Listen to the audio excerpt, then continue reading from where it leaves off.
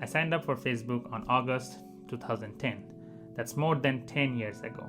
A decade on a platform. A decade of using Facebook to socialize online. And even then, I decided to quit using Facebook for the entirety of 2021.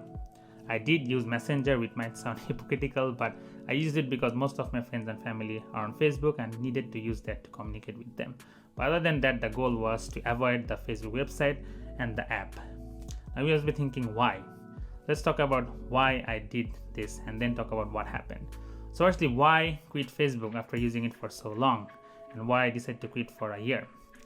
In order to explain that, we need to take this 10 years ago when I first signed up for Facebook. I first joined Facebook relatively late, later than my peers. So you could say I did it out of FOMO. But as the years went on, Facebook became a big part of my life. For any kid growing up in 2010, Facebook was a big part of communicating with your friends and family, especially if you're in Bangladesh. We used Facebook for almost everything at that time, and it became an integral part of my life. And I used to use Facebook at the beginning with a small Nokia phone, which used a software called Nimbus, and it was a really small screen. I had to it was a lot of struggle, but a lot of fun using Facebook during that time. Facebook at that time was uncluttered, in my opinion. It was less cluttered and, in my opinion, less commercialized.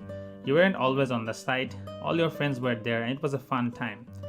Then slowly, Facebook started adding more features. When I joined Facebook, it already had pages, the chat, the infamous like button, and the newsfeed. But after that, slowly over the next decade, they started adding more features. Slowly, they added groups, timeline, the Messenger app, the ability to do Facebook Live, changing from likes to reactions, the Facebook Marketplace, Facebook Watch, etc.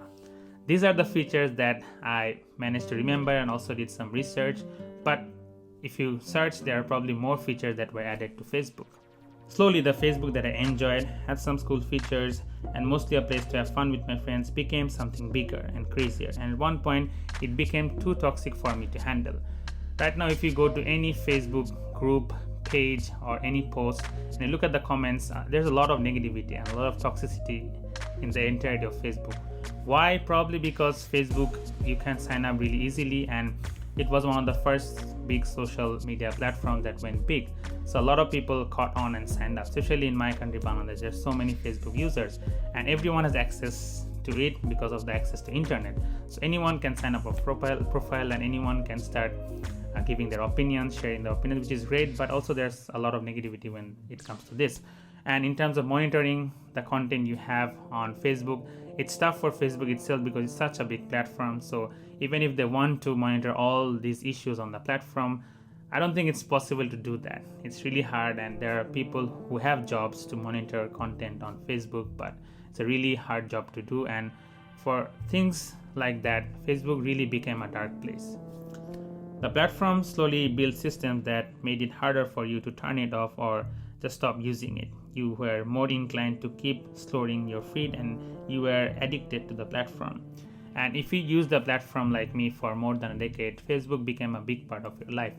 From 2010 to 2020, I put almost a lot of my personal life online. So every year I used to get reminder, last year you did this, 2 years ago you did this, which was a lot of fun to see. And these are ways that Facebook made you stay on the platform. So for someone like me, I never thought about going away from Facebook because I thought it would be tough for me.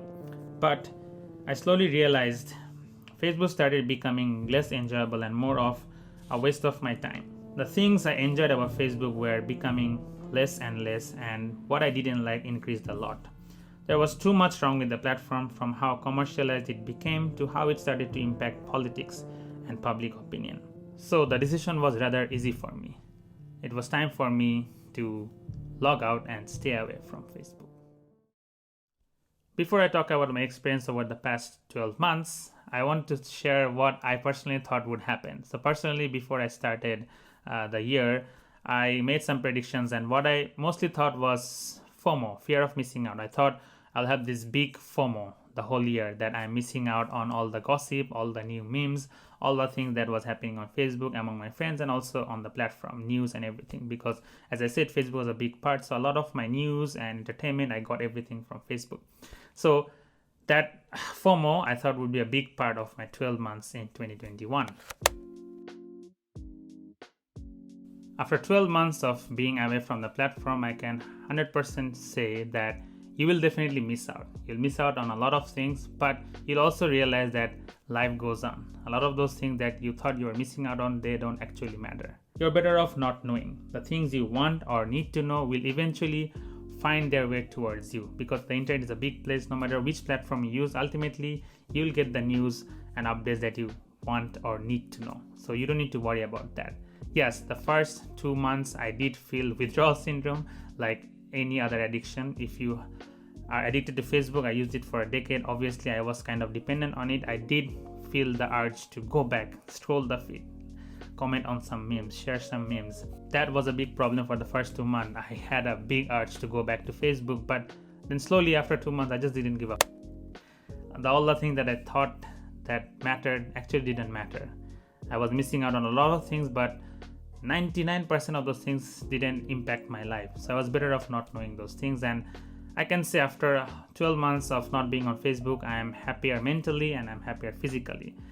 The last 12 months has probably been the best 12 months of my life. And am I saying that it's all thanks to Facebook? Absolutely not. But quitting Facebook was a big part of my 2021. It helped me stay less distracted and my mind was less cluttered with bullshit that Facebook is full of at the moment. I was more focused on things that I wanted to do, and that was my goal for the year. So thank you, Facebook, for being a big part of my teenage years and half of my 20s, but not anymore. You have become too toxic and disgusting, and I think it's time to say that friendship is over.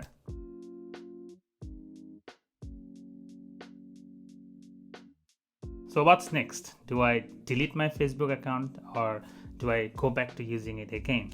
Honestly speaking, the main thing that I missed about being on Facebook is the updates from my friends and family. When you're in your mid-20s, a lot of your friends are getting married, having kids, and just doing great shit. And I love congratulating my friends. I love seeing them do great stuff. So I did miss getting their updates. So I will be back on Facebook getting the updates of my friends and family that I care about, because I do want to know what they're doing and always encourage them and hopefully see them do great stuff.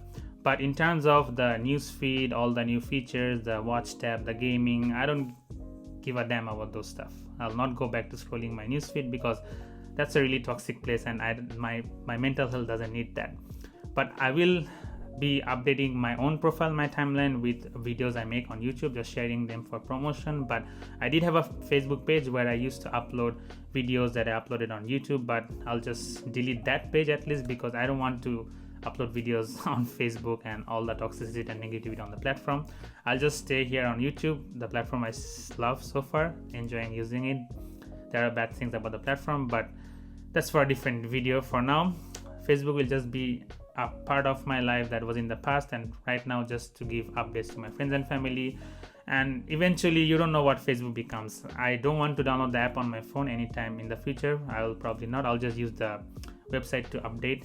But other than that, that's my story of quitting Facebook for a year. That's what happened. And if you're someone who's trying to quit social media or just stay away from social media, reduce your usage, this video might help you out in some ways. I did quit social media for 1 month in 2020. I did a challenge. It was great and it reduced my dependence on social media.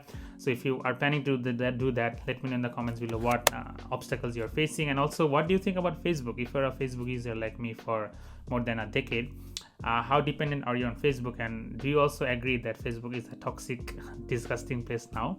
What are your opinions about Facebook? I know a lot of people depend on Facebook for their businesses and for they're great content creators on the platform, and no disrespect to them, but that's just my personal opinion about the platform. And hopefully I didn't offend anyone who for whom Facebook is a big part or who work on Facebook. That's just my personal experience. So yeah, add to the conversation in the comments. What do you think about Facebook and how it's changing, and now it's Meta, not Facebook anymore, and that's a different video about how Mark is trying to make the metaverse. But yeah, thanks for watching. As usual, subscribe to the channel for new videos, and I'll see you in the next video.